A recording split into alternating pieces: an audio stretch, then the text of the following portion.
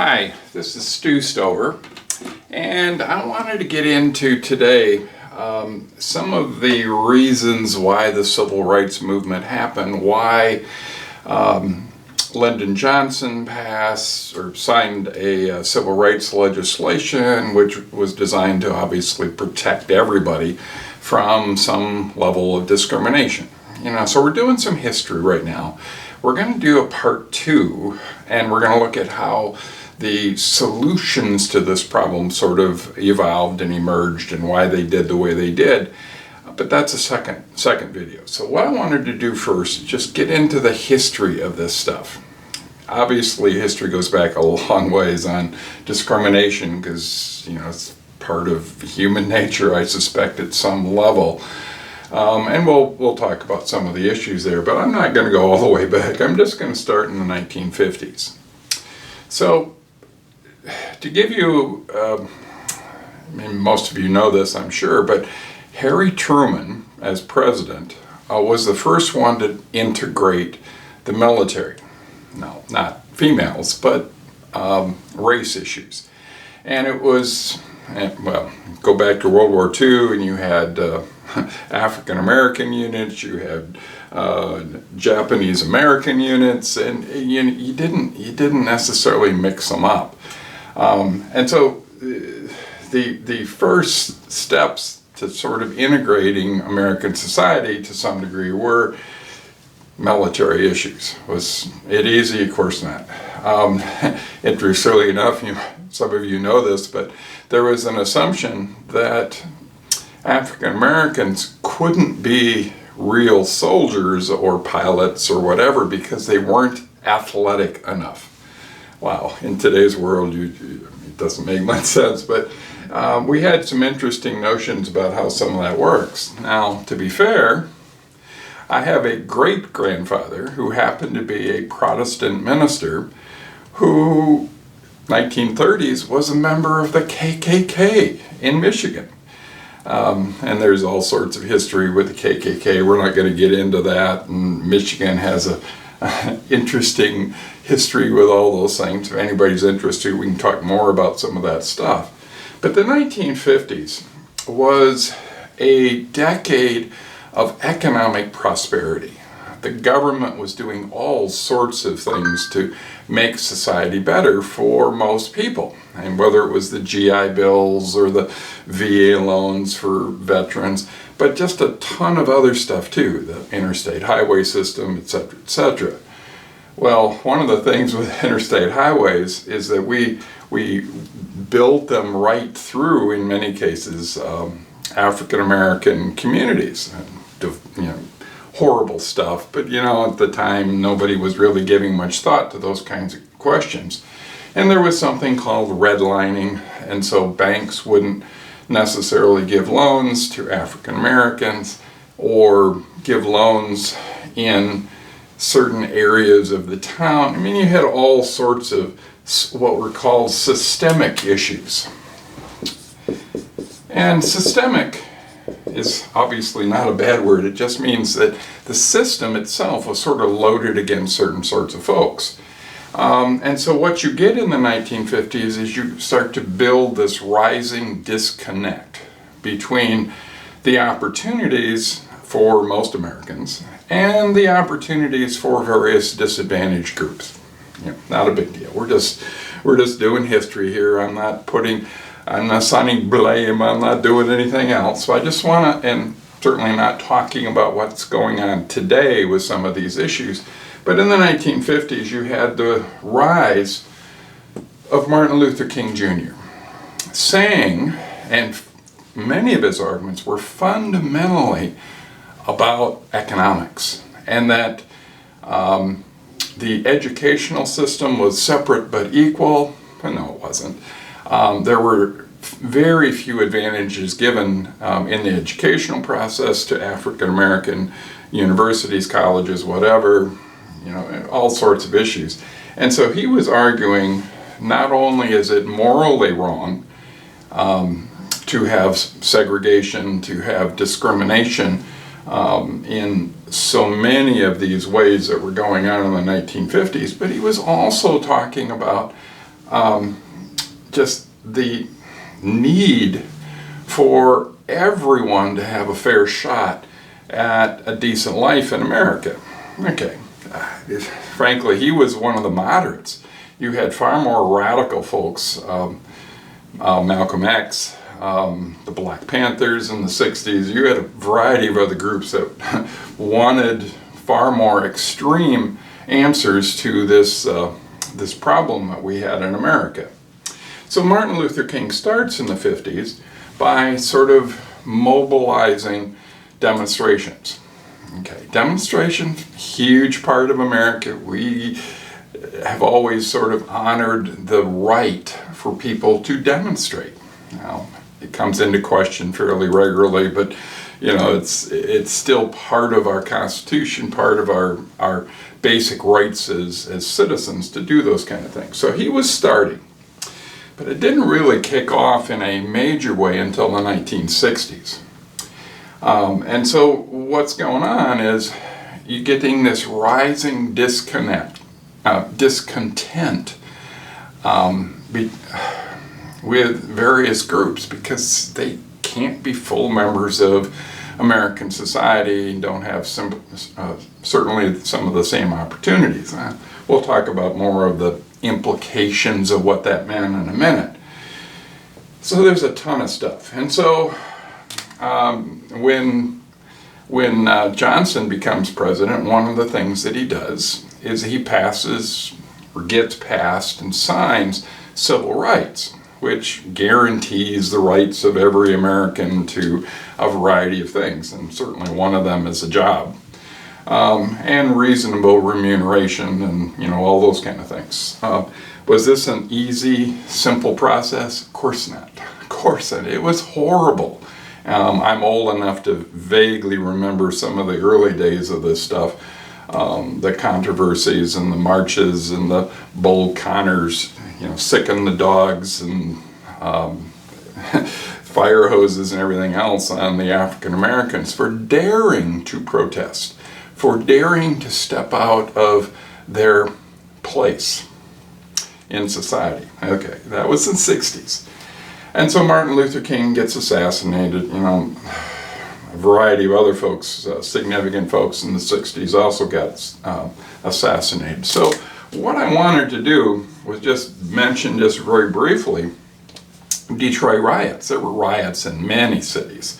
And I mean, it's part of, unfortunately, some of our American history that we do riots. But what was going on, interestingly enough, is that you had all of these folks who were feeling like change wasn't happening fast enough. Okay, and that's one of those fascinating things in not just American history in general, is do we want change? And if we want change, how fast is it going to be? And who's going to resist it? And, you know, you get all the complexities of trying to sort out that stuff. And so here's Detroit, where a whole bunch of African Americans had moved north from the South for jobs in World War II, and yet it was a pretty racist city. Certain areas were the only ones that people were allowed to live in. Wages typically were not as good for, obviously, African Americans as everybody else. And so it was interesting the kinds of tension that was emerging in a city like Detroit. And it was a horrible riot. The governor, I don't remember who the governor was at the time, called the National Guard out because the local police couldn't handle it. Should sound familiar, given some of the stuff that's happened in Los Angeles recently. And the idea is that we had to tamp that down in some sense, try and go back to some degree of normal. Well, fortunately, the Detroit Tigers won the World Series in that time period, and so we could deflect away from all of the economic and social problems that were showing up. So before I finish a little discussion on Detroit riots, what I want to do is switch over to the economics of discrimination. And let me just turn this little bugger around. And so what you can do, and this is just standard stuff, you can have pools of people. Okay, so let's do white males, white females, black males, black females. Actually, could we do a whole bunch of other pools? Sure, we can have Orientals, we can have, in Detroit, you've got a huge number of Middle Easterners, so you could have pools of Middle Easterners. I mean, you can have pools any which way you want, I mean, and as you define your population. And so, one of the things with the Detroit riots is every single police officer was white male, going into African American communities and trying to tamp down, suppress the riots that were going on. And here's Detroit that is maybe not I don't know the exact demographic numbers right now, but was significantly African American, and yet there weren't any officers. Is that because African Americans are not capable of being police officers? Of course not. It was systemic discrimination in the way systemic discrimination is described. And obviously no white females, no, doesn't matter.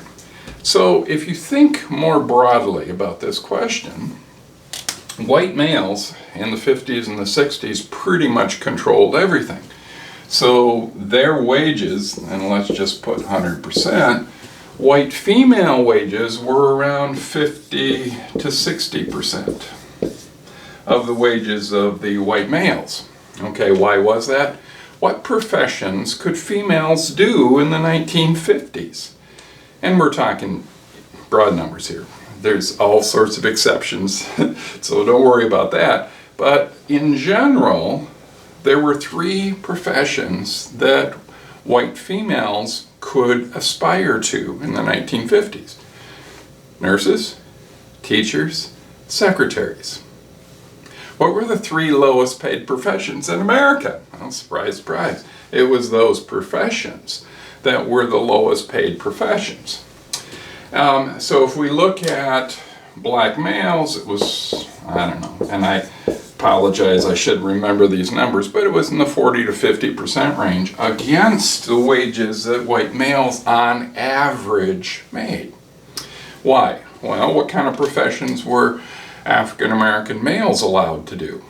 Okay, they were allowed to do hard, physical, dangerous work. And so the assumption was they were strong backs. What did you pay people who had strong backs? Not necessarily a whole heck of a lot. They didn't have a whole lot of opportunities. So it was hard labor and agriculture and a few other things that we sort of put in the category of African American work. Guys, I mean, this is not the way we describe it today, but that was the way we described it then. What about African American females? They were in the 25 to 40% range against this, because what professions could African American females do in the 1950s? And the answer was they could be cooks, they could be housekeepers, they could be nannies taking care of kids, but we didn't see them as being able to be full participants in the economy. Okay, so let me go back to the Detroit riots. So did we discover that the Detroit Police Department was racist? Sure, of course we did. That's, kind of a no-brainer to figure that one out. So the question then becomes, how do you go about getting more African American officers into the police department and have them police, to some large degree, their own areas, as opposed to having white officers who live in the suburbs someplace coming in and trying to do that kind of stuff? Some of that's kind of 1950s, 1960s way to think about that, but still, it's kind of what was going on at the time. And so what we did was we created a system where you had these pools of people that could potentially be eligible, in this case, to become a police officer. And the idea is there's a standard, whatever the standard is, you got to score a 85% on the test you have to take if you're going to be eligible to be a police officer. Okay, so whatever the number is on that test. And then if you have an opening, you look at the mix of the people that you have in your pool, who's passed the test at an 85, and if we need more white females, you reach in and yank somebody out. Okay, was this discriminatory against white males at that particular point in time? Probably, but what were we trying to do was address a systemic issue that had been going on for a very long time. So who was most at risk of not getting a job? And it was kind of the good old boys club, and so, you know, you hire the nephew of the captain to be the next officer, whether they're qualified or, you know, you had all those kind of things going on. And so you had these pools so that you could start to address the question of how do we go about the process of getting in this case, a police department that is reflective of the community that they're serving. Now, we're going to come back at that idea a little bit in our next episode of looking at civil rights. But I wanted to lay the groundwork here a bit to see how this would play out. And we'll get to all sorts of issues in just a minute. So when we come back with part 2, we're going to look at some examples of what was going on in the 1960s, what we were trying to address, and whether that has actually worked or not, getting closer to today, to look at why DEI is such a enormously controversial, dividing, you know, all sorts of unpleasant issues as we look at DEI, diversity, equity, and inclusion in today's world. So we'll get there, but not yet. We want to do a little history first.